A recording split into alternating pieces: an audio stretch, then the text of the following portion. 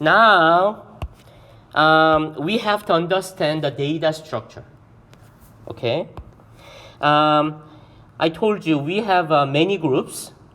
It's a K populations, right? So here's the population number 1, population number 2. You know, the populations must be huge, but I don't have enough space. So let me make a small circle. It's a K populations. From the K populations, we are going to take the sample from each. So let me say, here is the sample. It's number 1, and the sample number 2, and just keep going. And the last one will be the sample K from each. And now we are going to make the notation x 1 and 1, x 1 and 2, x 1 and 3. Can you understand the index? The first one is the group number, 1, 1, 1, 1, 1. And the second number is the observation number. It's 1 and 1, it will be the first one. 1 and 2 is the second sample. 1 and 3 will be the third sample. Let's keep going. It's up to 1 and 1. Now, you have to know what is the index of n and 1. You know, we use the index of n. What was that? Sample size. So it's n equals sample size. Where? In the sample number 1. So now sample size, that is the n1.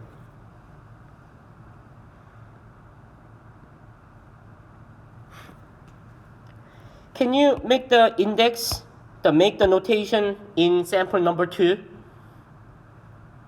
What will be the index for the first observation in sample number 2? X 2, 1, thank you. X 2, 2, X 2, 3. Who will be the last one? The first index must be 2 because it must be in the sample number 2. And sample size in the sample number 2 will be N2.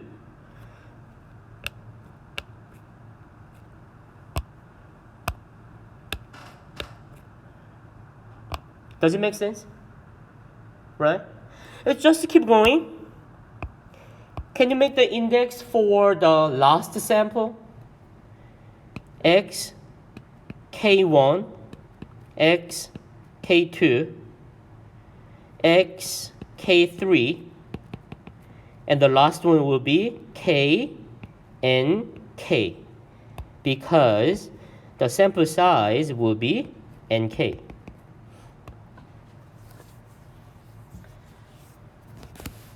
So please understand the notations. The capital X, that is the index of the random sample, but it has the subscript index. The first one for the sample number, and the second one is the observation number. Does it make sense, right? Yeah, good. Okay, now then,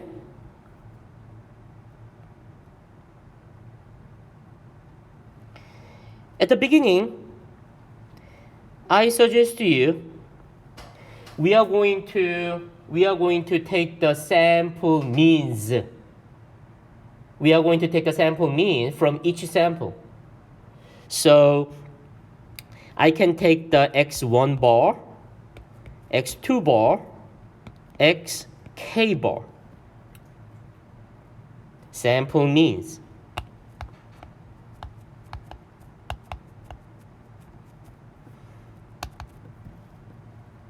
How did you get the average? Take the sum divided by how many? Yes, it is. So x1 bar will be the summation of x1 j. I need more space. You know the index of j came from 1 to n1. Yeah. Please don't just copy. Yeah, please try to understand why the index of j must be from 1 to n1. I mean, generally, I can say the xi and j.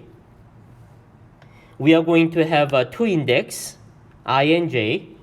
Again, the I index for the sample, j is another index for the observations.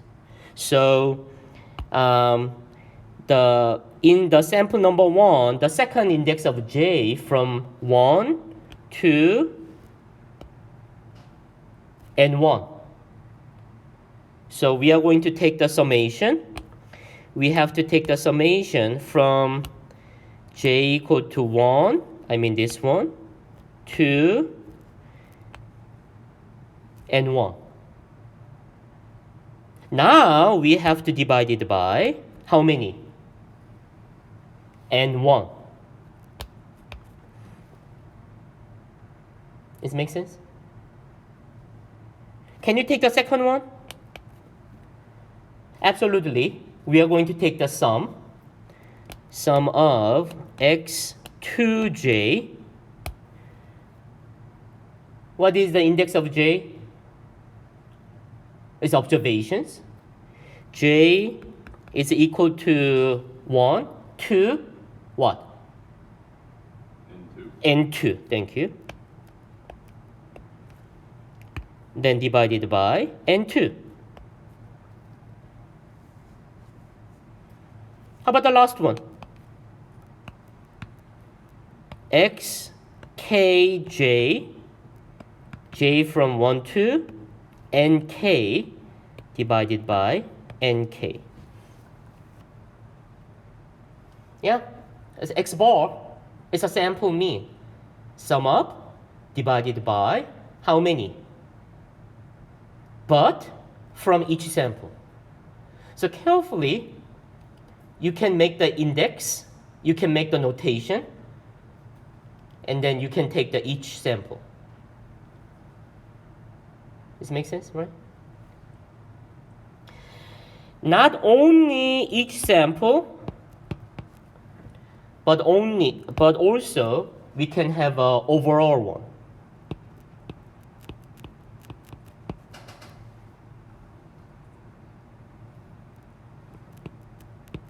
Let me take the capital N. What to expect? Summation of ni's.